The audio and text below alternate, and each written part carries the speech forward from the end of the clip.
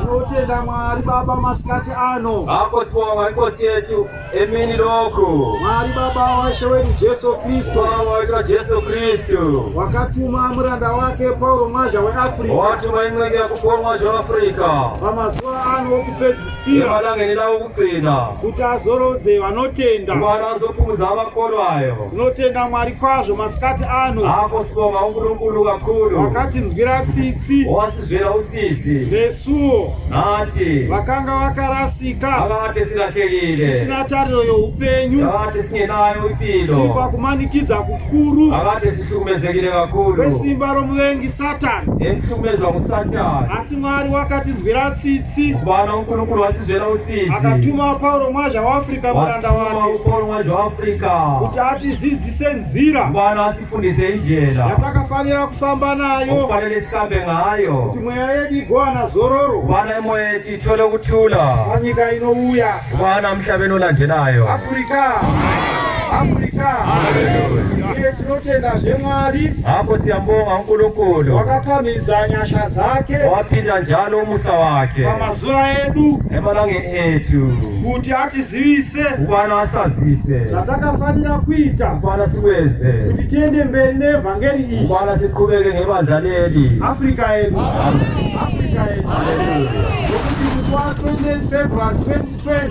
Mhlaka 28 February 2020. Muranda waMwari Paulo mwaja weAfrica. Imwe kukankulunkulu nesipoka zveAfrica. Akatizivisa. Wasazisa. Tinofanira kufamba sei. Kufanele sihambe kanjani. Tiende mberi nevhangeri. Kubana siqhubeke nevhangeli. Afrika.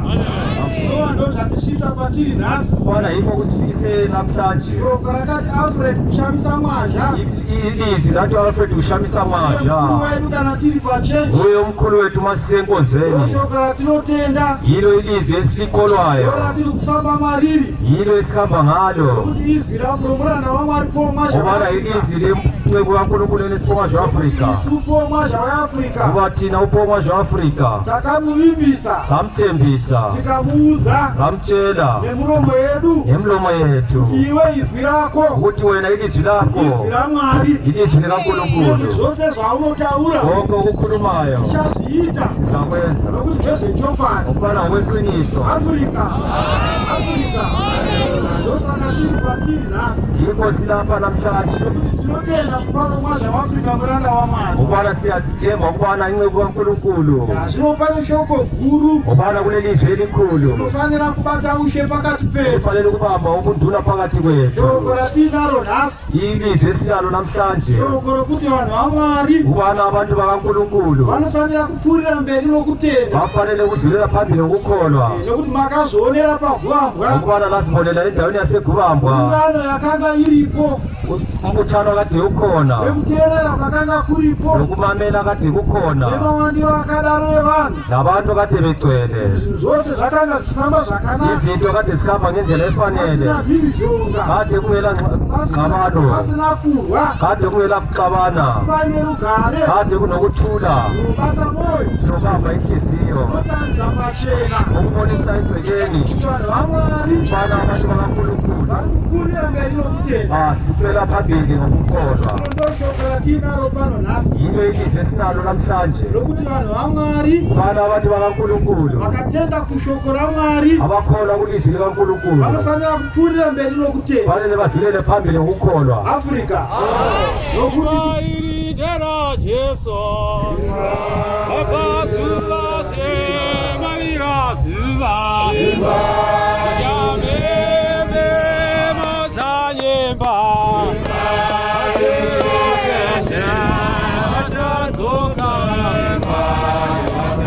Simba Iridera Jesu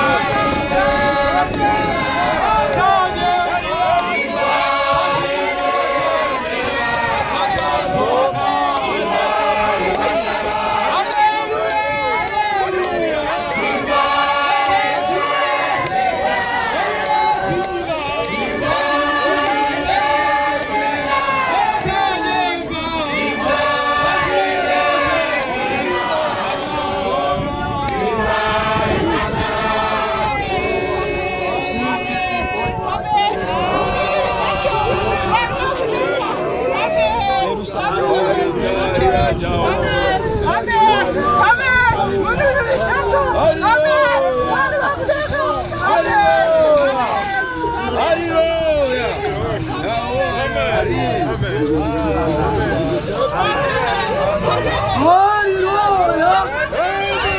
Hallelujah! Hallelujah! Anderson Rose Passion.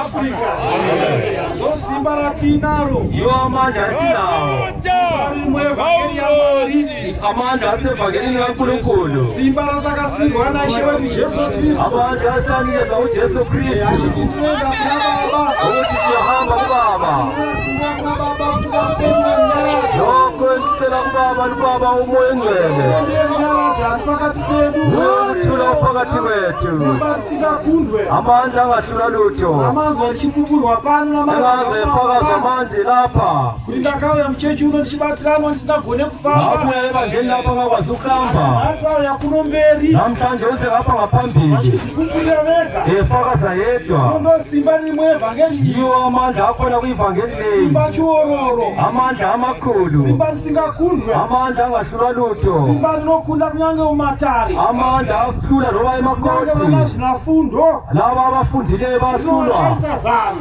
laba abafuna kufaka amandla simba rajehovha ukubana amandla kaJehova takaenda pagwambwa lapho esahamba khona takanga egubamba kuine supreme court ruling bekule Supreme Court ruling yekuti hatifanire kuenda ipapo asifanele kufika kuleyo ndawo asi takatobvapo kodwa sisuka khona tikatonamata sathandaza afrika yedu ndiye jehovha ukubana yena uye uJehova lo simba risingakundwe amandla angahlulwa lutho simba rakadatira kudzidzisa amandla apostolic church ukukwanisa yathi African Apostolic Church simba ravabati venyika amandla abaphathi bomhlaba mwari akati apinda mukoti umnqo kaNkulunkulu yathi ingene ekoti achirambidza kuita chechi ayaliswa kwenza inkonzo asi mumwe akasumuka mudare imomo muturikiri omunye waphakama abakhulu belizwe kanzi kwete yeworship wathi kwethe wena worship hakuna munhu anorambidzwa kuita chechi nokuti mutema akula muntu owaliswa kwenza inkonzo kubana umuntu omnyama pagore iroro usuka lowo mnyaka kusvikira nhasi uno ukufika namhlanje hakuna koti pasi pezuva akula khoti ngaphansi kwelanga ichazove nesimba akula khoti ezaba lamandla rokumisa kunamata ayizakujamisa ukuthandaza afrika yedu ndosavakaona high court yezimbabwe yakazvikoniwa yiko libona iHigh Court yeZimbabwe yakwehluleka lokho zvikaenda musupreme court ikazvikoniwa wahamba eSupreme Court yakwehluleka lokho nemuconstitutional court ikazvikoniwa wangena kuConstitutional Court nokuti yakwehluleka kunamata lokho mwari hakugone kumiswa vanhu ukubana kuthandaza uNkulunkulu akumiswa abantu ndi jehovha ukubana kuJehova hakuna simba ringamukunda akula mandla azomhlula hakuna fundo ingamukunda akula mfundo ezomhlula kunyange vakavhura mabhuku makuru lowo wangavula amabhuku amakhulu havagone kumisa evhangeri abakwazi ukujamisa ivangeli nokuti isimba ramwari ukubana amandla kaNkulunkulu simba rinokunda urwere amandla akuhlula ukugula rinobvisa matambudziko pakati pavanhu amandla akususa inkinga phakathi kwabantu simba ratinotenda pariri yiwo amandla esikholwa kuwo hatituke vakuru nevabati venyika asithuke ababambi belizwe kana vamajor street hativatuki kumbe ababambi belizwe abamajor kana street majaji hativatuki lowo amajaji asiyathuki asi tinovazivisa bedzi kodwa siyabazisa kuphela kune simba kodwa kunamandla rinobata ushe pasi pose elibamba ubukhosi umhlaba wonke eMpumalanga irazuva entshonalanga mhembe nemaodzanyembo yonke ndawo simba rajehovha amandla kaJehova simba rinobata ushe nokusingaperi amandla akukhosi zvino simba iri riri pakati pedu kudai amandla layo phakathi kwethu kunjalo zvatinotarisirwa kuita kukhona esifanele sikubhekelele ukwenza vanhu vamwari vanofanira kupfuurira mberi nokutenda abantu bakaNkulunkulu fanele bedlulele phambili ngokukholwa kutenda bedzi kushoko romusoro 28 ukukholwa February ilizwi lamazwi amokasha 28 February zvakanaka izvozvo kuhle khona lokho asi tinofanira kupfuurira fanele mberi sidlulele ngaphambili nokutenda uku ngokukholwa lokhu afrika yedu 2 Timotheo 2 mozoimba iyoyo 2 Timotheo 2 kutanga pavhesi 1 right Timotheo unoraihwa kuti asimbe pabasa rake afrika yedu right Timotheo unoraihwa kuti asimbe pabasa rake uTimotheo ulayelwa kubana aqine emsebenzini wakhe tinokurayira pano nhasi ngoba nathi siyakulayela namhlanje musimbe pabasa renyu ukubana liqine emsebenzini yenu nokuti satani ari kumira nesimba kwake ukubana uSathane ujama ngamandla kuti adzivise vanhu vamwari ukubana ehlulise abantu bakaNkulunkulu nekuvakonesa pabasa iri ukubana behlulise ukubana benze umsebenzi kaNkulunkulu tinokurayira pano nhasi ukubana lilayela namhlanje musimbe mabasa la Mwari ukubana liqine emsebenzini kaNkulunkulu inokuthi hanzi namparisi ukubana bathi ngumshumayeli hakuna chinhu chitsha pasi pezuva akula nto entsha ngaphansi kwelanga saka hatileimwe evhangeri yatinokuparidzira asila elinye ivangeli esilashumayela lana namhlanje evhangeri yakaparidzwa kare ivangeli yashunyayela kudala neiri kuparidzwa naPaul Mwazha yale waAfrica ivangeli yashunyayela nguPaul Mwazha waAfrika namhlanje yatinoramba tichikuparidzirai iye siyala sitoke siyishumayela sisiya kuti phambili simbai pakutenda ukubana qinani ekuthandazeni Afrika yedu simbai pakutenda qinani ekukholweni aizozoiwe right anako mwana wangu iwane simba munyasa dziri kuna Kristu Jesu naizvozvo aloko iwe wena shoko riri kutaura iwewe ilizwi likhuluma wena asi iva nesimba woba namandla munyasha dziri muna Kristu Jesu ngokusindisa uNkulunkulu uKristu Jesu Afrika yedu vamwe vakangotenda bedzi abanye bavuma kuphela asi ukamubvunza amunye ungambuza anongoti ndinotenda kumashoko omweya mutsvene uthi ngiyavuma kumazwi omoya ongcwele 28 February 28 February asi 2020 shoko riri kuti pauri nhasi ilizwi lithi kuwe namhlanje iva nesimba woba namandla shoko rashironi Jesu emandla kaJesu Kristu izvo zvawakazwa kwandiri izvo zvawakazwa lokho wakuzwayo ipezva pupu zvizhinji shoko remuzva 28 February rakapupurwa nezvipupu zvizhinji ilizwi elakhulunywa musa 28 February ngesifungufungu esinengi uzipe vanhu vakatendeka zvinofanira kuti zvipiwe kwamuri fanele ukubana linikezwe kini anogonawo kudzidzisa vamwe takakupa izvo zakunikezani khona mukazvitenda nakuvuma zvinotasira kuti mudzidzisewo vamwe osalayo ukubana kufanele lifundise abanye kune munhu wakatumwa naMwari ukubana kuno muntu wathunywa nguNkulunkulu Mwazha weAfrica uPaul Mwazha waAfrika tinofanira kuti tisimbe mushoko fanele sigcine kulizwi leli asifundisa mushoko lona rakudzidzisa nhasi lelizwi osifundisa lona namhlanje tinofanira kuva nesimba fanele sibe lamandla ngalokho Afrika yedu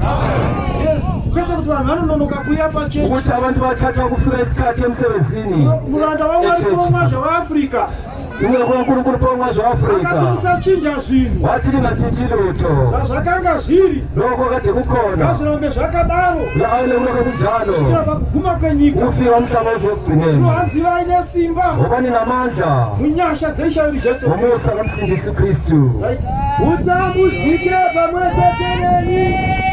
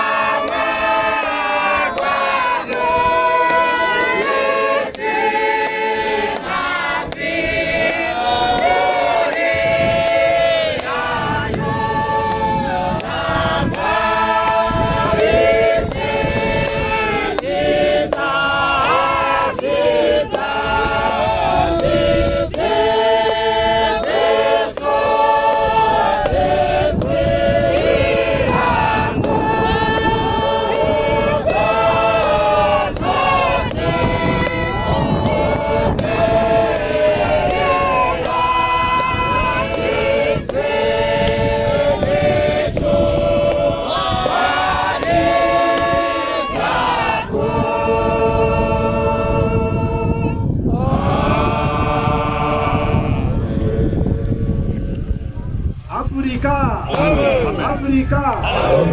Yes, muimbi waimba zvakanaka. ucule kahle oculileyo Yanziramba Ishe. wathi inkosi yethu Tisazvisa zvidzidziso zvezwi rako. singamlingi imfundiso yakhe Kureva kuti vanhu vanofanira kupfuurira mberi nokutenda. ukuthi abantu fanele bedlulele phambili ngokukholwa Nzira yatakasarudza ndiyo chaiyo. indlela esiyikhethileyo yiyo sibili Yatakatenda pari ndo chaiyo ilizwi chaiyo. esikholwa kulo yilo sibili Asi tinofanira kupfuurira mberi. fanele sidlulele ngaphambili Mwana akazvarwa. ingane mayingazalwa Tinoti makorokoto. sithi makorokoto amhlophe Kana mwana akasakura. ingane mayingakhulanga Radambudziko. kube yinkinga Kunyange takati makorokoto mwedzi mitano noma singathi yakapfuura. amhlophe inyanga ezintathu Asi ezidlule tikaona mwana asati akunyemwerera. singabona ingane elokhu Asati ingahlekeleki akuedza kana kugara. ayilokhu ingafuni nokuhlala Radambudziko. sokuyinkinga Kunyange takangoti makorokoto. noma sake sathi amhlophe Ndatowe dambudziko. leyi sokuyinkinga Zvino ndo zvinofanira kuita vanhu vaMwari. yikho kufanele kwenziwe ngabantu bakankulunkulu Takati makorokoto. sathi amhlophe Vakatenda kushoko romuranda waMwari laba kumaZwa bavuma Afrika. amazwi omoya engcwele kankulunkulu Asi zvino munofanira kupfuurira mberi nokutenda. ngakho fanele sidlulele phambili Kana ngokukholwa mukasadaro. mali ingatisokwa Kunyange njalo takamboti makorokoto. noma sake sathi amhlophe Radambudziko. sokuyinkinga leyo Afrika yedu. Yes, vanhu vanofanira kupfuurira mberi nokutenda. abantu fanele bedlulele phambili ngokukholwa Takatenda kushoko romweya mutsvene tiri gumi. basakhona elizwini likamoya engcwele sathi amhlophe Asi singathula tinofanira mbili kunge tava makumi maviri vanotenda kushokweni. namhlanje kufanele sibe ngamashumi amaningi kakhulu Kana makatanga kereke muchitenda muri 10. sake saqala inkonzo siyi-10 Kereke yenyu haifaniri kuramba iri 10. inkonzo yena kufanelanga iyale ili-10 Tinofanira kukura. inkonzo le kufanele iyale ikhula Ngatikurai pakutenda. khulani ngokukholwa Muwande munyasha dzaishe wedu Jesu. sibe baningi emuseni kankosi yethu jesu kristu Afrika yedu. Afrika. Yes, that is kana tikati mwana makorokoto. masingathi engane amhlophe Asi kukaita 6 months mwana asina kukura. masingathi 6 months mayingane ingakhuli Radambudziko. sokuyinkinga leyo Zvino izvi tinofanira kukura pakutenda. fanele tikasikhule ekukholweni Sezvamazo zvazvichipupurwa panapa. ngake lezwa lapho okufaka Zvinoratidza kuti vanhu vakukura pakutenda. kutsho ukuthi abantu bayakhula ekukholweni Napakuziva Mwari. nokwaziwa unkulunkulu Napakufamba muzvokwadi. nokuhamba ngeqiniso Kwete kukura pazvakaipa. hayi kukhula kulokokubi Kwete hatisizvo zvatakadaidzirwa. asikho lokhu esakubizela khona Hatikadaidzirwa uchene. thina sabizela ubusa Zvino uchene ndiko kururama. ubusa yiko kuhluma Nokufamba muzvokwadi. ukuhamba eqinisweni Chirambira pashoko ratakatenda. salela kuleli lizwi esakholwa kulo Right. Utambudzike pamwe chete neni. Zvanzi utambudzike pamwe chete neni. uhlukumezeke kanye nami Ndipo mwazha waAfrika ukholo akutaura. mwaje waafrika usho njalo Nomurwi wakanaka wa Kristu Jesu. Nokuti iye akatambudzika upenyu hwake hwese. umwana yena wahlukumeza impilo yake yonke Akaramba mabhizinesi. wayana amabhizinisi Nokuda kwenyu. ngokuthanda kwethu Nokuda kwangu. ngokuthanda kwami Zvino hanzi newewe utambudzike pamwe chete neni. nawe uhlukumezeke phakathi kanye nami Afrika yedu. Yes, inguva yekuti titambudzike nokuda kweevhangeri. isikhathi sokubana sihlukumezeke ngokuhamba kwevangeli Tichishingairira evhangeri. siqinisela kuleli vangeli Tichizviramba. sizisiyana Kwete kutsvaga kupesana pakati hayi pedu. dinga ukuhlukana phakathi Kana kutsvaga kwethu zvimwe zvinhu zvisingatibatsire. unokudinga ezinye izinto Kana kuda ezingasisindisiyo kubvunza zvimwe zvisingatibatsire. unokudinga ezinye izinto ezingasoze zisincedise Afrika yedu. Yes. Kana mwana achikura tingamupe mhiripiri here nai. ingane mayikhula singayinikeza impilo Tingamubatsire. ungamsiza yini Asi pana Mwari utodyara mhiripiri kulabanye pakati. abatshala ibile phakathi Kuti vape kwethu vana. kuti banikeze Isi tiri ingane vana vaMwari. thina singabantu bakankulunkulu Tinorambira pakutenda. thina salela ukukholwa Nezvokwadi. ngeqiniso Tichikura. tisikhula Kuziva Mwari. ukutwazi unkulunkulu Afrika yedu. Ndakasvika kuPretoria North. ngafika epretoria north Ndikanzwa vana mai vachireurura. ngathola umama Vanzi omunyehlambulula tinotenda Mwari wakatisunungura. ngabo kaunkulunkulu owangikhulula Takunamata takasununguka. sithanda Vamwe sasikhululekile vaitinetsa havasisipo pakati laba pedu. kade besihlukumeza abasekho phakathi Afrika kwethu yedu. Yes. Asi tiparire Satani. asihlakanipheleni usathane Nokuti Satani maitiro ake mamwe chete. usathane wenza into yodwa Anogona kutogadzira vamwe. ukwanisa kulungisa abanye Vakatanga kutitambudza bangaqala kusihlukumeza futhi phakathi kana kwethu tikasachenjera. masingabhekanga Asi isi tinorayira hama dzose silayela izihlobo zonke dzibve pazvakaipa. ukuthi basuke ekubini Zvirege kurasika panzira. bayekele kulahleka endleleni Asi vakure pakutenda. bakhule ekukholweni Pakuda Mwari. ekuthandeni unkulunkulu Pakuziva Mwari. nokwazi unkulunkulu Right. hakuna munhu unorwa papfumo unozvipinganidza namabasa upenyu bvuno. Mira ipapo. Hanzi hakuna munhu unorwa papfumo. Hakuna muntu unorwa mkonto. Ngati takalaidzirwa utsvene. Tabizira umwele. Beti ihondo yatiri mairi. Impilesi pakati wayo. Asa hakuna munhu unorwa pahondo iyi. Hakuna muntu unorwa pakati wempilei. Ungazvipinganidza namabasa upenyu bvuno. Kwena abantu empilweni leyi. Kuti agone kufadza uyo wakakokera kuhondo. Afrika yedu takashaidzirwa utsvene. Zabizira umwele. Takalaidzirwa kuhondo. Zabizwa empini. Vamwe vakaiti the Salvation Army. Abanye bati the Salvation Army. Kuratidza kuti hondo yoruponiso. Kuti impi yokuthula. Ndo hondo yatakashaidzirwa iyi. Iyo impi esikhethelelona leyi. Zvino hanzi hakuna munhu unorwa pahondo iyi. Hakuna muntu ozola kule impi. Angazvipingamidze namabasa oupenyu huno. Ozozigwenxa phakathi kwempilo leyi. Kuti agone kufadza uyo wakamudaidza kuhondo iyi. Akwazi ukuchaza nowambizayo Afrika yedu. Afrika yedu. Shoko richitaura musi wa 28 February ilizwi likhuluma mhla ka-28 February 2020. tikalitenda Salivuma. ndokutodaidzwa kwatakaita Yiko kuhondo. kubizwa lokwesakwenziwa impilo. Saka hatifanire kuzvipingaidza namabasa oupenyu Asifanele huno. kuzigwenxa kule impilo. Nokuti hatigone kuzofadza Paulo Ngoba mwazvaafrika. singene sikwazi ukuchaza Paulo Uye mwazvaafrika. akatichedza kuhondo iyi. Lo wasibiza kule impi. Afrika yedu. Saka mumwe nomwe ngaazvigadzirise mupfungwa dzake Omunye nomunye akazilungise ingqondo yakhe. nemumwoyo wake Nomoya kuti wakhe. zvaari kuita izvi Lokho okwenzayo. zvinofadza here Kuyachaza yini? uyo wakamudaidza kuhondo. Lo wambiza kule impi. Musazvipingaidza nemabasa oupenyu. Ingazigwenxi ngempilo yenu. Afrika yedu. Amen. Kuti chawanzwa paWhatsApp Uloko kugcwaliswe ku-WhatsApp. wotochitora Wosokuthatha. ukambira vamwe Usiphosa kwabanye. kuti zvipesanise kereke Ukuthi kuhlukanise ibandla likaNkulunkulu. kwete Kwete.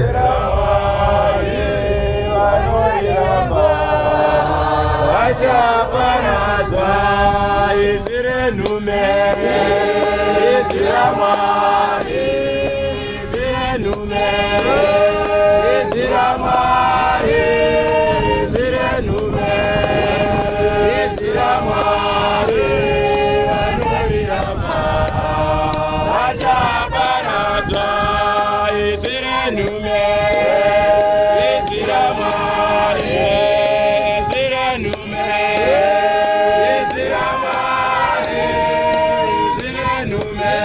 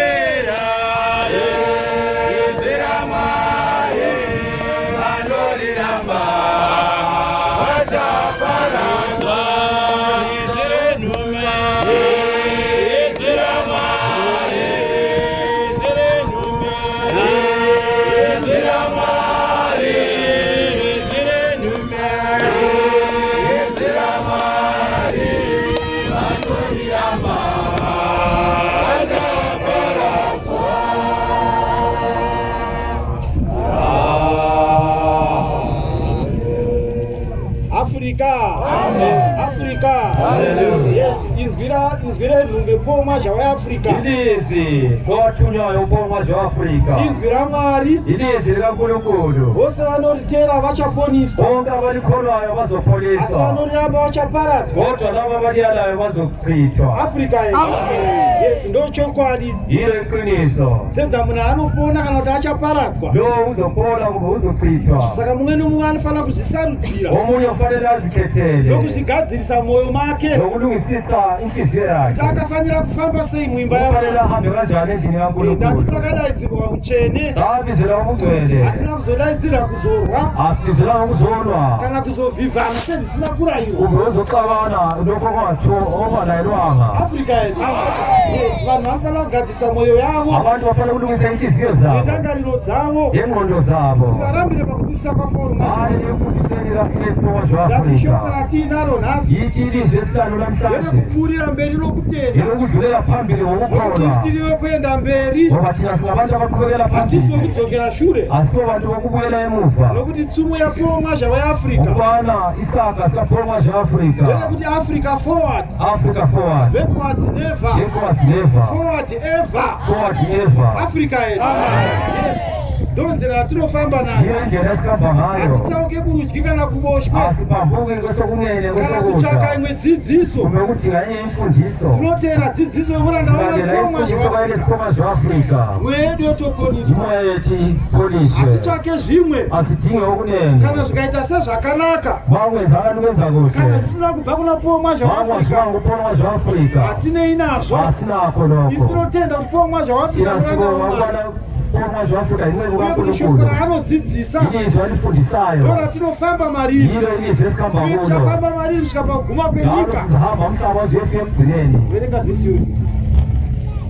Hakuna munhu unorwa papfumo, unozvipinganidza namabasa openyu guno, kuti agone kufadza uyo akakokera kuhondo. Africa yedu.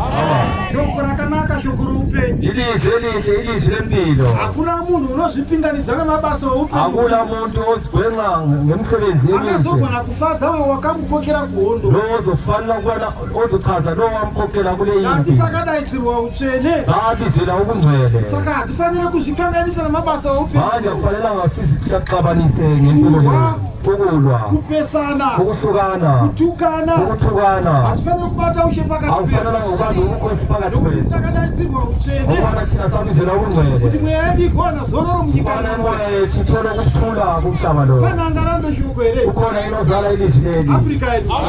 Tese tinoritenda handizve. Sonke siyalivuma. Kana tapedza tichasaina. Masiqeda Mumwe sizosayina. nomumwe enda nekopi yake. Omunye nomunye ahambe nefotokopi Tikazoona yakhe. wakuvhivhana nenamwe. Masingabona masixabana Tichakufunza nabanye. kopaye wakasaina vanhu. Sokubuza ukubana lapha wasayina kanjani. Zvaita sei? Sokuhambe kanjani. Inenge ya breach of contract. Kuyabe soyi-breach of contract. Africa yedu. Yes, hatinooni vanobreacha contract. Asifuna abantu abaphikisa i-contract. Tinotenderana kuti shoko rakanaka iri. Ilizwi leli lihle. Ishoko roupenyu iri. Ilizwi lelihle. Kuti hakuna munhu ungagona kufadza uyo wakamukokera kuhondo. Akekho uzokwazi ukuchaza lo Kana achivhivhana navamwe. wayexabana nabanye. Sezvaasina kurayirwa. Ndiye azokwazi kuthukana. Ndati takadaidzirwa utsvene. Ithe sabizelwa ubungcwele. Hatina kudaidzirwa kupesana Asibizelwanga ukuhlukana. kana kuvengana. Kumbe ukuzondana.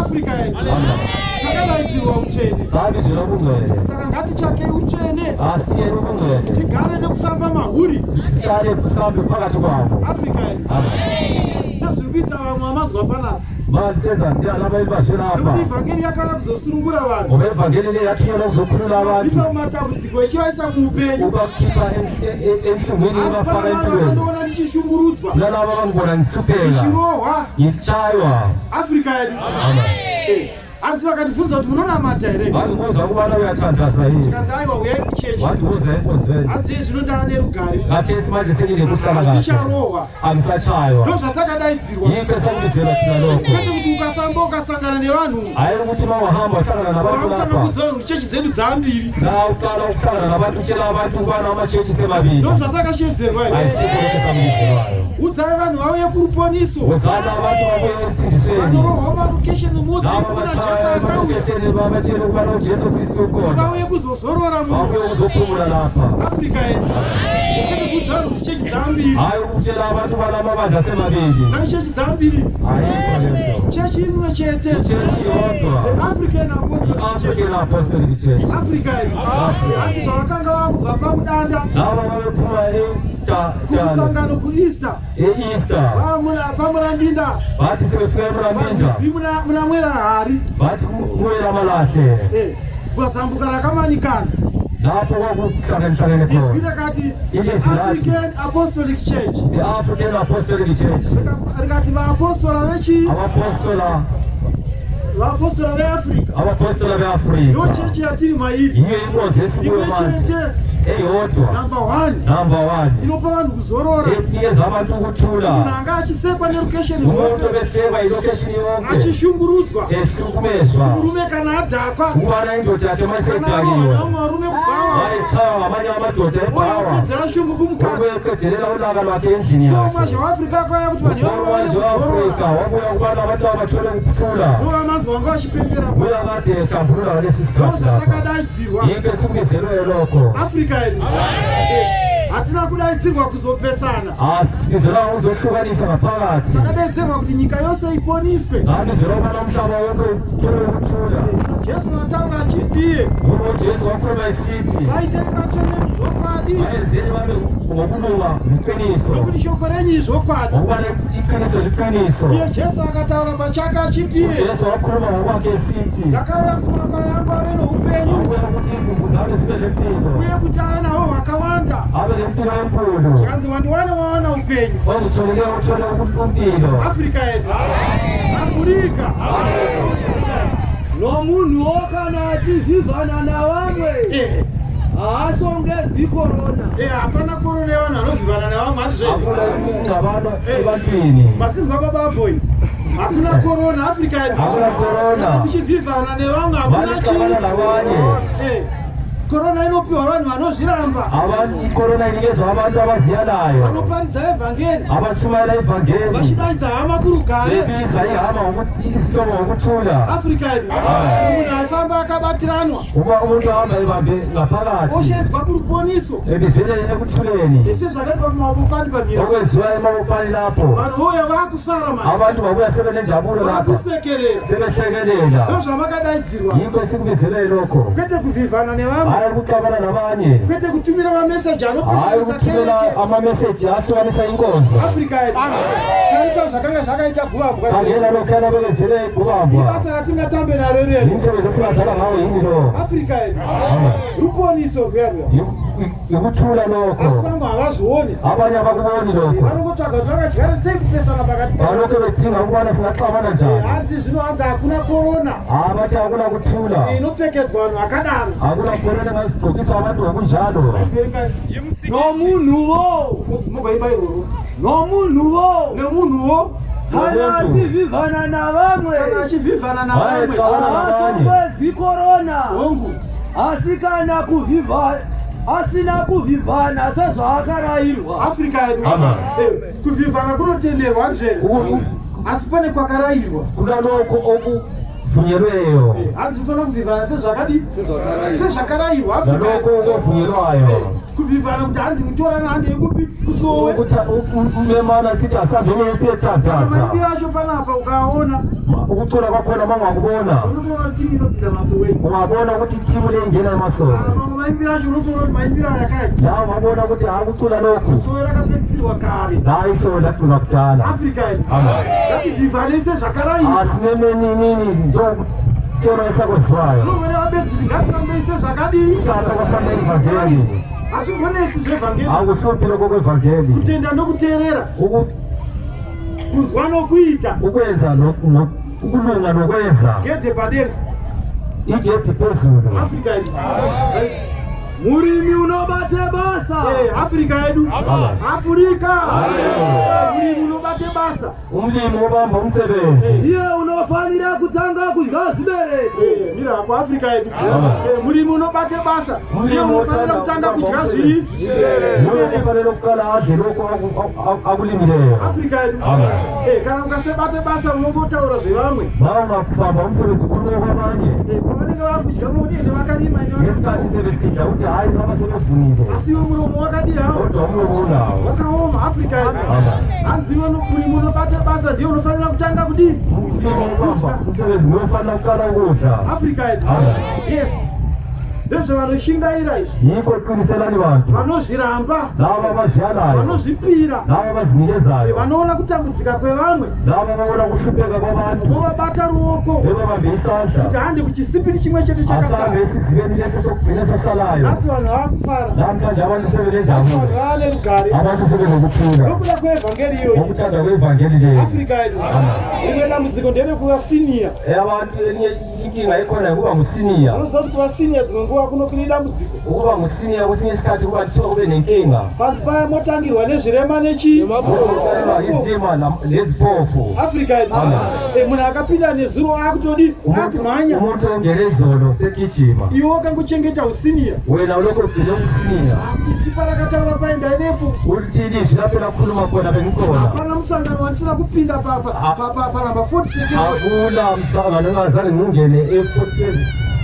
Chechi toiziva ichechi siyayazi leyi. Afrika yedu. Amen. Asi vasingazive chechi ndo vakudima. Lava vangaziva ichechi ndivo vasekusindiswa. Afrika yedu.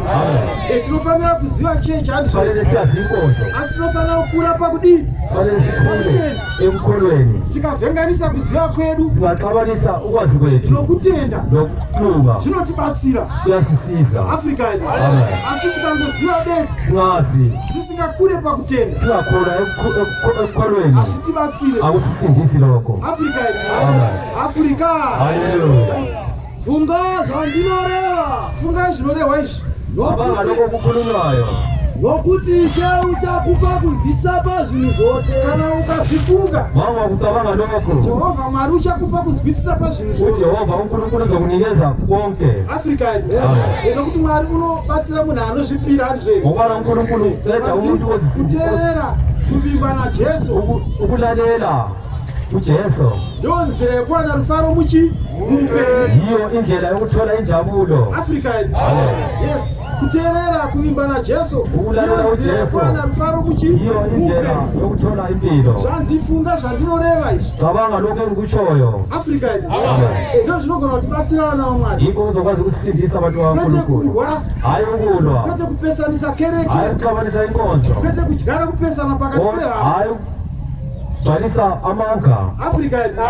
Kuti munhu ari pano paPretoria panapa. Ukuthi umuntu oselapha ePretoria Anokuudza mapindirwo aita chechi kuCape Town. uzokutshela ukungena kwenkonzo okweziwe eCape Town. Afrika yedu.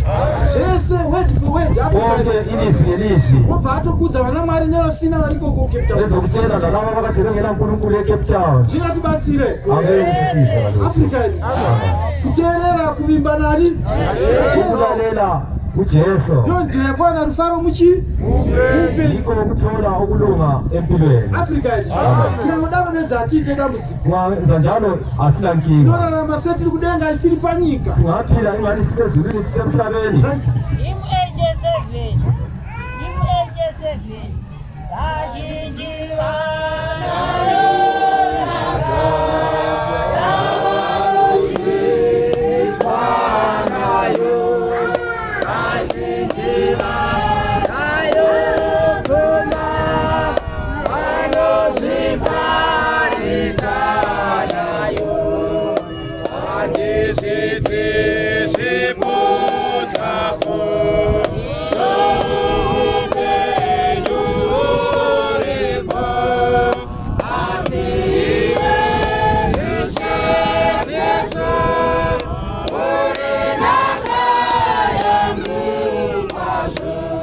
Afrika yedu. Haleluya. Muri kuzevezera Afrika yedu. Tiri pagumanoka. Zvinofana kunakidza Afrika yedu. Saka tangai zvakanaka zvine simba Afrika yedu. Haleluya. Handei.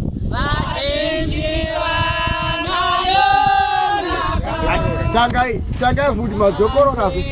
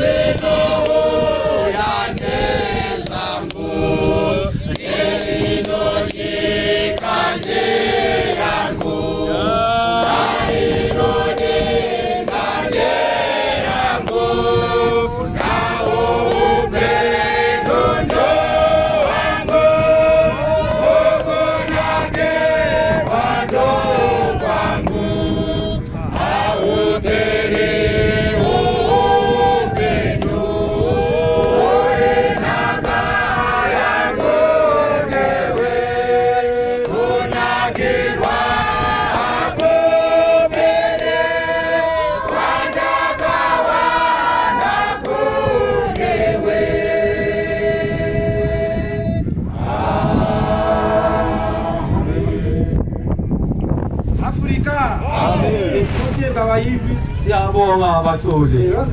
Kana wawa wangu Jesu. Bawumo wami Jesu. Ndakhona nezvinhu zvese. Sengilingene ngezinto zonke. Ukore wapedza vanhu vanofanira kutsvaka Jesu. Okutsho ukuthi abantu bafanele kudinga uJesu. Kana Jesu anogara mumwoyo. Bawungathola uJesu ohlala enhliziyweni. Watokwana nezvinhu zvese. Usukwanile ngakho konke. Kuwera akuchakukunde. Ukugula kusakwehluli. Matambudziko enyika achakunetsi. Inkinga zalomhlaba zisakuhlukumezi. Nokuva vana Jesu. Ukubana sewunoJesu. Kuti nyika nokuzara kwayo kwese. Umhlaba nokugcwala kwayo konke. Jehova. Ukubana yena Jehova. Anogoyera vana vake. Uyahlulela abantu bonke. Sezvavakafanira. Ngendlela efaneleyo. Asi chinongodiwa bedzi. Okufuneka kuphela. Kuti munhu uve naJesu. Ukubana ube noJesu. Wakuva naJesu zvatonaka. MawunoJesu konke sekulungile. Afrika yedu. Haleluya. Zvinongodiwa bedzi vana vaMwari. Yiko okufuneka abantu bakaNkulunkulu. Zvinogona kutiponisa. Yiko okwazi ukusindisa lokho. Kuva naJesu. Ukuba noJesu. Kufamba sezvakarayirwa. Nokuhamba lokho okufaneleyo. Tisingapinganidzwe nemabasa oupenyu. Singagwenxa ngempilo leyo esikuyo. Chokora tisiya nyika nezvinhu zvayo. Ilizwi lithi shiya umhlaba nento zawo. Afrika yedu.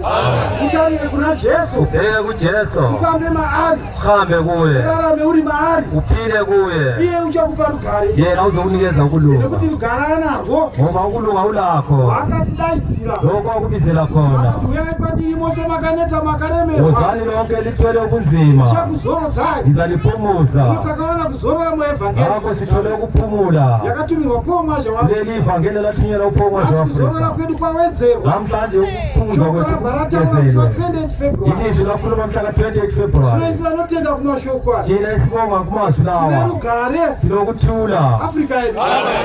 Yes. Kana ndikangoona muvhangeri ndinonzwa mufaro. Ngangabona umvangeli ngithola injabulo. Ndikaona mufundisi ndinonzwa mufaro. Ngangibona umfundisi nginenjabulo. Ndikaona munhu anotenda zvandinotenda. Ngoba ngibona umuntu ovuma kulokho engikuvumayo mina. Zvasiyana nakare patainyengerana paya paya. Sokusiyonela kudala lapho ebesincengana Vanhu khona. vachiti vanotenda kuti Pauro mazha wafunda muranda waMwari. Lapho abantu bebekholwa khona bethi uPaulo manje waku-Afrika inceku kaNkulunkulu. Asi vasingatendi. Kodwa bengakholwa. Afrika yedu. asi vasingatendi kodwa bengakholwa. tazozviona nhasi. Namhla sikubonile lokho. Nhasi vangavaenda vanomutora Namhlanje behambe ukuyomthatha pazera rokukwegura kwake ngesikhathi sokuguga kwakhe vaende naye paguvamba ukuthi bahambe naye kubamba. afrika yedu kuti zviite sekunge kuti pauro mazvaafrica anotenda zvavari kuita kuyenza ngani upaulo mwavha zvaafrica uyavhuma lokhu abakwenzayo. afrika yedu naye motokari yetoyi chero ukafamba uchiti vhamuvhamu zvingaite kuti inganzi mota lova imoto yetoyi singayivhuma kuba naleyi imoto inongoramba iri toyi liyezala ilokho iyitoyi. afrika yedu hazvimanikidzirwa izvi akufosterwa lokho kumatebheralendu kumathebelendi le vakati hanzi mhito yemnandi ikuruma yodwa 100 into emnandi ikhuluma yodwa inongooneka afrika yedu zvino zvakaita evhangeri yiko kwenza ivhangeli leli akona zvakanga zvakaita paguvambwa yabuya lapho kwesenzakane vanhu kubambwa. vakangozvipira vega kuti hakunonamata mwari Abantu babuya bodwa vakathandaza uNkulunkulu bagcwalisa indawo yonke. afrika yedu takauya takatakura mangwanda Sabuya siphakamise okunye. ndo hatiri kukupaya Yiyo esifika sikunikeza khona. vakugamuchira vari kutoponiswa Laba abakuhlangabezana lokhu hakuna basindiswa. zvimwe zvatiya kunze zvakabva Akula okunye sikutshela khona okwasuka endaweni yasegubamba. zvatiri kutotaura izvo Ngaphandle kwalokho esikhuluma khona manje. afrika yedu anotasira kuti ndiani akaraswa Bakhuluma ukubana ngubani owalahlwayo. afrika yedu ndiani akazotora chigaro chanhingi Ngubani owathola isihlalo sikabani. nyaya nhingi yakazoitwa sei Indaba kazibani yenziwa kanjani. aisi hatina ripoti iyoyo Sinasakho lokho. ripoti yatiinayo Iripoti esinayo thina. ndeyekuti vanhu Yiye abantu ngavafambise zvakarayirwa abahambe lokho kwatshiwoyo afrika yedu nokuti pagorwa vakatakanga endaweni yasegubamba lapho besikhona mugore ra1934 ngomnyaka ka-1934 muranda wamwari anoti ndakaona varume umnyango kankulunkulu ngiyabona amadoda vakanga vari pasi pomuti abathi bengaphansi kwesihlahla vachiimba kuna mwari ecula kunkulunkulu vakatarisa pamahimbuku babheke kumahimbhuku asi moyo yavo yakanga yakaningira kuna mwari imoya yabo yonke unkulunkulu kuti vati vaive nohumwe chete kusho ukuthi babe yinto eyodwa ndo patakanga tiri vhiki rapfuura yiko lapho kade sikhona ndo zvatakauya nazvo yiko esibuye nakhona ndo mhlanje zvatiri kutokupai yiko lokho esilahlelela khona ndo ripoti mhlanje yacho iyoyi yiripoti yakhona leyo. afrika yedu vamwe varutasendwa wechairman acho achiverenga imwe ripoti Abanye babhekelele ukuthi uchairman wesikini uzakhuluma ndo ripoti okunye. yatiri kutokupa Yiyo iyoyi iripoti yena le ekwanileyo. kufamba bedzi zvakafanira evhangeri Hambani ukufanele ivangeli. vatsvene ngavaparadzane nezvakaipa Abalungileyo abahlukanelwe ezinto ezimbi. musavhivhana navamwe Ingaxa gwenxa ngabanye. afrika yedu kadaro tatoponiswa Masingenza kanjalo sesisindisiwe.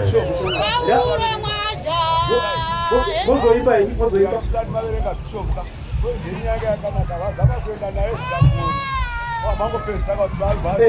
vazama kuenda naye zvikadii tikakona afrika yedu tinofadzazvechiti Okuchazayo lokhu pakati pavo ikoko phakathi kwabo lokho vanavo varutoziva kuti zviri kuitwa pakati zvechitsotsi okwenzeka lapha ngokwesitsotsi. vanototaura ivavo Yiyo abakhulumayo lokho chenjerani kuti mwari akuendeswa naye ukuthi bhekani usithunywa ufuna ukuhamba naye. anziraka zvinova rikadii Wazishaya weqa nokuti hakuna ungarwena mwari wakadii hakuna uzoona nonkulunkulu akafunda afrika akafunda. yes ndo zvakaita mwari arizve Yiko kwenza unkulunkulu. wamwari hauzvipesanisi Ubukhosi bukankulunkulu abuhlukaniswa. unomira nesimba Bujama ngamandla. vanozama kurwa navo vachikundwa Abazama ukulwa nakho besehluleka. ushaya kuti zviri kufamba sei Bashela ukuthi ukuhamba njani. kwakanga kwabhadharwa mapurisa Kade sekubhadalela amaphoyisa. yakawanda singaiti Imali eningi kakhulu. zvikanzi vanhu vetsindondi Abantu betsindondi havafaniri kupinda paguvamba abafanele ukungena endaweni yasegubamba. mapurisa akadya mari singaiti Amapholisa adla imali eningi kakhulu. afrika yedu asi paguvamba kwatakanga tidii Kodwa egubamba besikhona. naine rifandere mari iyoyo Ayina mbadalo leyo mali. akazotera vanhu vaya vakasiyana paguvamba tipe imari dzedu Abantu laba bazobuya endaweni egubamba sinikeni imali yethu. iyo ndiyadyiwa nemushini Ye yadliwa ngumtshini. afrika yedu inonzi africa backwards hatidzokere kumashure Asibuyele emuva thina. vazama vakwachinjwa chinjwa Bazama ukutshintsha yonke ama-magistrate. majaji handizvo Amajaji asi kunamata hakusi kudii ukuthandaza. afrika yedu Amen. nokuti ndijehovha Ngoba nguJehova akabuda sezuva kumabvazuva waphuma njengelanga liphuma empumalanga. ndijehovha nguJehova hamisiki handizvo akajamiseki. Muranda wamwari akati Africa chi Muranda wankulunkulu ati Africa forward.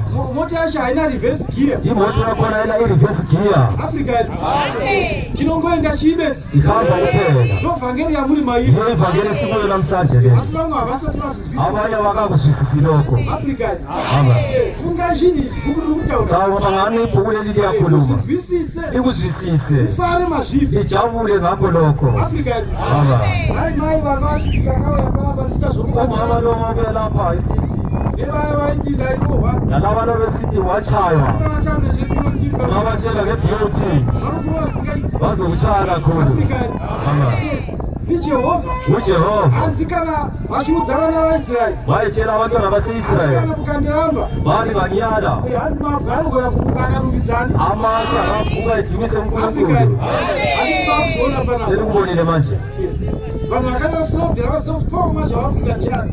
abantu sebekwazi ukuthi uPaul umwazi waAfrika ngubani. Vasinobvira vamuona. Abanye abasale bembone Ndoga vakumupupurira pano. ngoba sebemfakazela melanga Asi namhlanje vanhu vakamuramba. akade bemnakile. Vakatoramba sokuramba. Abanye bayala lelizwi lakhe Vakabuda vazasabu unoona vari kwa. ungaphuma lapha uthi ngezansi zabathola bekhona Paul mwacho waAfrica. baphingelela uPaul umwazi waAfrika Asi nhasi vamupandukira. namhlanje bamhlamukele. Africa vasinobvira vamuona. Abangasale beke bambone Kana kumurota. kumbe ukumphupha Ndoga vakumupupura yiba pano. sebefakaza phambi kwakhe Paul mwacho waAfrica akatigadzira ubana mukumba. uPaul umwazi waAfrika wangilungisela indoda yami endlini Handicharohwa. angisatshaywa manje Ndakanga ndisingagone kuzvifambira. bengakwazi ukuhamba mina Nhasi ndakufamba ndakabatwa namhlanje sengihamba namhlanje ngibanjwe nguPaul umwazi waAfrika. Africa ngatifungisise zvinhu izvi Asicabange sini ngento leyi tizvifungisise asicabangeni ngalokho tidzamise pfungwa dzedu ingqondo zethu tirambire pazviri siyalele kulokho. mozoimba iwowo chega yamboereka Africa ndichamena vachadairire zvinomaka verenga Rangarira Yesu Kristu akamuka kuwakafa. rangarira Jesu Kristu wakamuka kuvakafa worudzi rwaDhavhidhi Sasa ndinobariza paivhangeri yangu. Africa kuna kuti mufanira kufungisisa zvinhu Sifanele licabange ngalokho murambire pazviri yalele kukho akanokukanganiswa ingaphambaniswa akanodzorerwa shure ingabisela emuva. isi Africa chi Africa forward zvakaitwa maraiti matatu izvi kwenziwa maraiti abathathu zvikanzi kwete yeworship liyale worship. hakuna munhu anorambidzwa kuita chechi akuna muntu owalisa uwenza inkonzo nokuti mutema ngokubana umnyama. Paul mwacho waAfrica achibva atanga chechi uPaul umwazi waAfrika waqala inkonzo pagore iroro kusvika nhasi ngokuqala ngomnyaka lolo kufika namhlanje hakuna dare akula dale kana rasabhuku kumbe likasabhuku kana rachief kumbe likachifu kana district court kumbe district court kana magistrate kumbe umagistrate kana judge kumbe ujaji kana supreme kumbe court usupreme court kana constitutional kumbe court constitutional court chagona kurambidza kuna mari engasponsa ukuthandaza. Africa zvakatofundwa kare hanizvo efuna kudala noko akitimuno takambochichidzirwa thina sake sethuselwa kanzi munhu hamugoni kunamata muno alikwazi ukuthandaza lapha nokuti chechi yakadini yakarejistwa ngoba ichechi leli larejistwa tikati amakarejista yenyu zvino zati larejista yenu kota ziri munhamba chii yetota ise number 8 Africa kana vakaane mapepa avo panapa tinoti zvakanaka mave vakala mapepa avo lapha asi haisiriyo yedu asiyo yetu leyo iri kunhamba 8 yethu ise number 8 lapha ndokatakaunganira panapa yes kutene ngayo namhlanje. Africa zikanzi kozika igama zikanzi kozika tikuti African Apostolic Church igama lithi African Apostolic Church vafunza pamuno South Africa lapha eSouth Africa vonanane vatowangani bona lisisibangani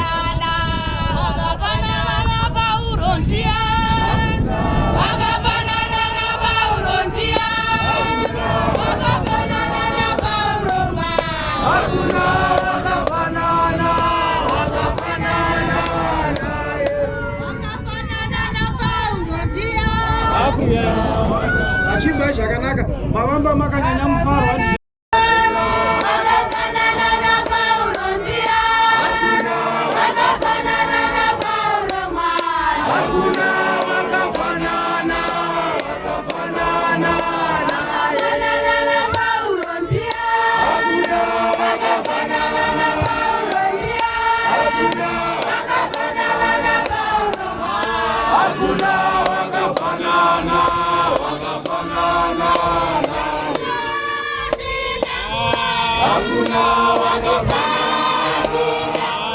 Hakuna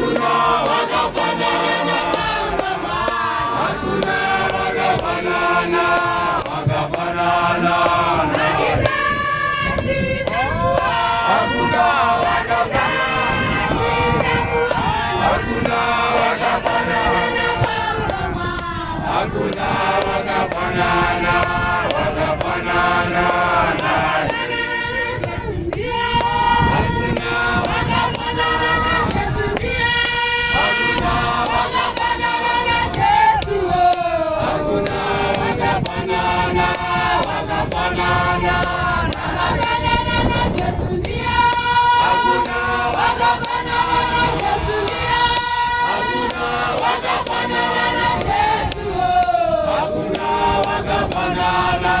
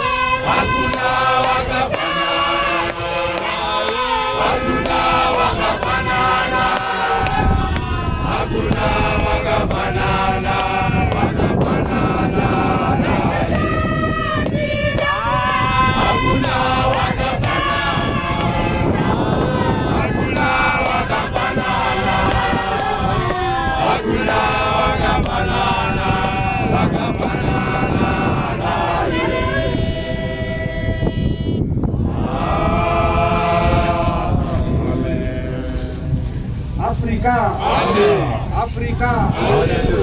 Ukwaza sata muona wakafanana na Paulo maja wa Afrika. Ageko fana no Paulo maja wa Afrika. Wakaita over 40 years. Wenza iminyaka engaphezu 40 years. Shokoli mwechete. Ekhuluma ilizwi elilodwa. Mtende evangeli. Athi phenduka nini livume ivangeli. Wangasi nzira zakhe. Omubi kashiye indlela zakhe. Sakarama masho mabasa akhe. Umuntu ayenze ukulunga emsebenzini yakhe. Lo shokora anokotawula kunyamena nasi. Yile ilizwi elikhuluma namhlanje. Mtende evangeli. Wathi phenduka nini likhole kuyivangeli. Sandamuona mwakafanana naye. Angamboni lofana naye. Muna anotaura zvimwe nhasi. Umuntu okhuluma okunye namhlanje. Mangwana otaura zvimwe. Okhuluma okunye kusasa. Asi Paulo mwaja wa Afrika. Kodwa uPaulo mwaja wa Afrika. Shokora akataura nezuro nhasi. Ilizwi elikhuluma nezuro. Yela izolo. Ndoro anotaura nhasi. Yilo elikhuluma namhlanje. Anotaura mangwana. Yilo elikhuluma nakusasa. Sandamuona wakafanana naye. Angamboni ofana naloyo. Lokuti wakatumwa naJesu. Ukona wathunywa nguJesu. Kuti auye kuzobatsira vanhu. Ukona uyazosiza abantu emhlabeni. Kuti vanhu vabve pakumanikidza kwesimba Abantu romusatani. baphume ekuhlukumezweni uSathane. Asi kuti vauye kuruponiso. Wabuye ekusindisweni. Afrika. Roruponiso rwatiri maruri nhasi. Yilo isindiso esikuyo namhlanje. Runoti ani nani anorugaruchira. Lo ubani nobani uyakwamukela lokho. Anowana kuzorora pamwoyo. Uzothola ukuphunyuzwa emoyeni. Afrika yedu.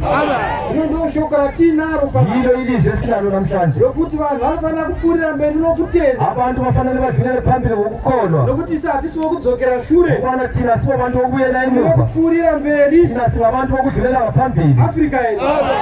Yes. Nokuti Africa forward. Africa forward. Backwards never. Backwards never. Tiri wokwenda mberi. Thina sinakuhamba phambili. Africa yedu. Hatidi vanodzokera shure. Asifuni abantu ababuyela Nokuti emuva. hatisi wokudzokera shure. Ukubana thina sibabantu bokubuyela emuva. Mazoona zviri kuitwa neevhangeri. Ndabona lokho kwenziwa livangeli. Africa yedu.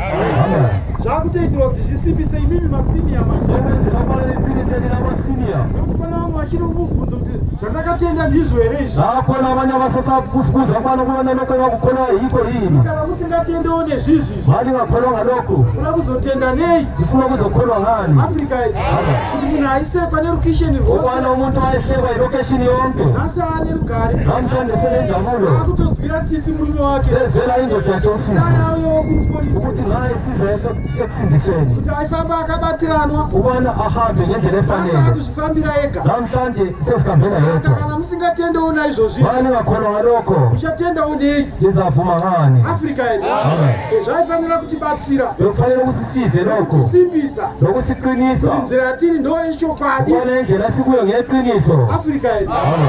erenga shamwari Tito 3 right mufambiro wa Kristu. right pane mufambiro wavakristu handizve Kunokuhamba kukaJesu Kristu. vanyamara havangofambe nje Abantu bakaNkulunkulu abahambi nje vane kuphela. mufambiro wavo Banokuhamba kwabo.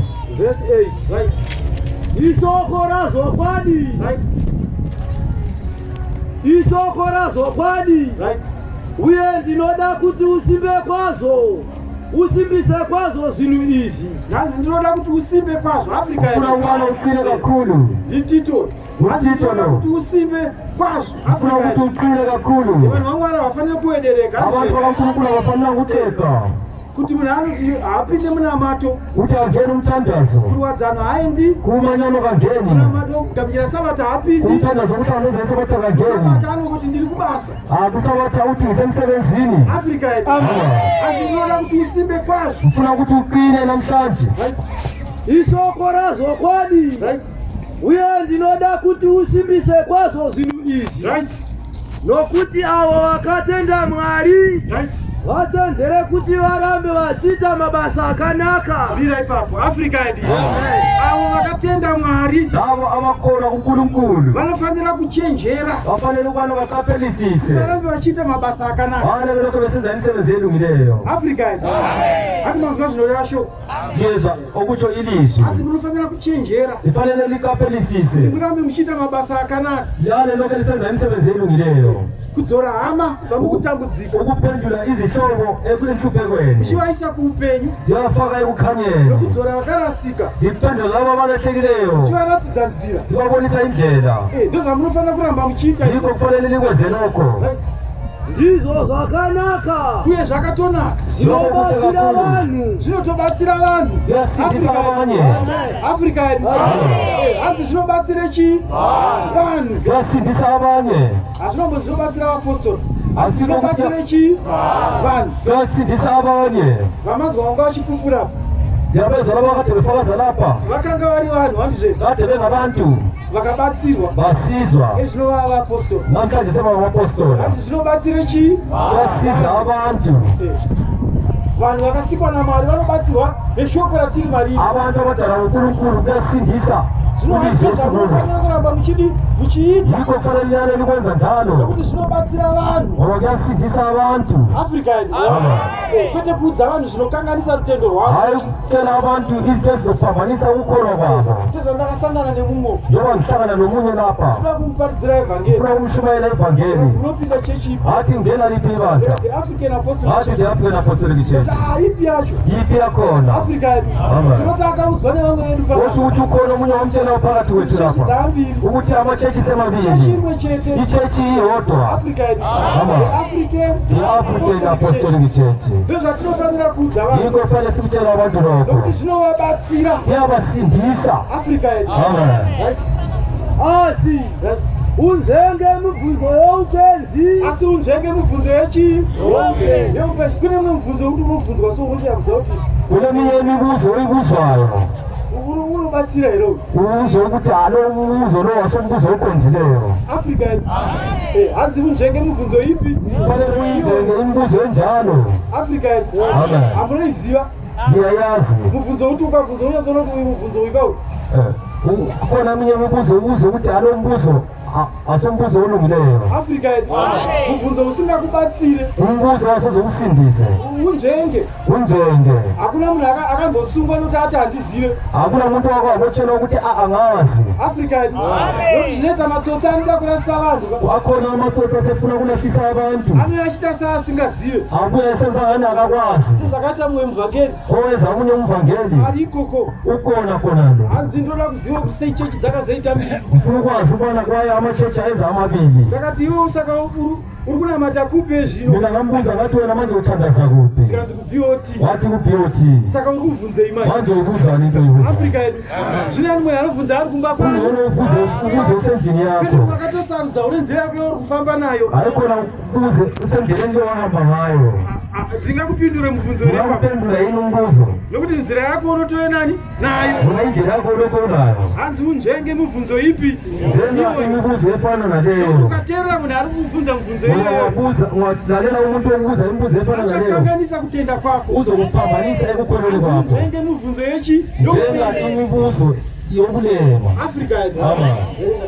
Asi unjenge mubvunzo woupenzi. Right. Namazita maziteteguru. Mazita maziteteguru. Amagama abo.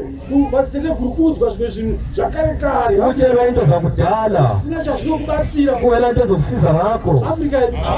Unomuudza zvinhu zva1956. Unchela ngento za1956. Zvakasenge zvichifamba zvakadai zvakadai. Wakuhamba kanje ukuhamba kanje. Saka izvi zvaakuitika zvinoreva zvakadai zvakadai. Lokhu sokwenza kanje sokwenza kanje. Afrika yedu. Zvinhu zvemaziteteguru. Into zabo abadala. Tikazvidii panapa. Singakwenzani lokho? Tinoda zvokuponiswa kwedu. Thina sifuna ukusindiswa kwethu. 28 February 2020. Ilizwi lika-28 February. Nezvinhu zviri nani kufamba ne-latest news.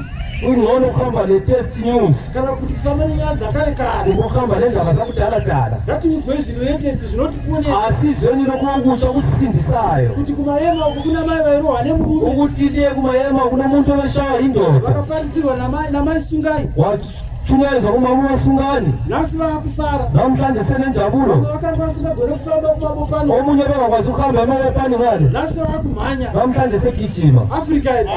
Ndozvinotiponesa. Yikho okusisindisayo lokho. Negakava. Pane umwe ane gakava. Afrika Omunye yedu. unenkani. Naro. Inkani. Hanzi njenga izvozvo. Njengani lokho. Zvikubatsirei. Akusisindisi lokho. Naro ndinokunotangwa nemuvhangeri. Inkani iyakwazi ukuqala ngomvangeli. Kana nomufundisi. Kumbe ngumfundisi. Kuita naro. Kwenza inkani. Hanzi njenga izvese izvi. Njengani lokho. Nokukakara pamusoro pomurayiro. Wakuti hazvina maturo hazvine basa. Hazvina maturo hazvine chi? Hakuna msebenzi. Verse 9. Verenga 9 yacho. Afrika yedu. Amen. Nokuti hazvina maturo hazvine chi? Hakuna msebenzi. Kakava. Kupopota. Ukupopota. Sana. Ukuhlukana. Hanzi hazvina maturo. Hakuna ncedo. Afrika yedu. Amen. Zvine maturo kurambira pashoko.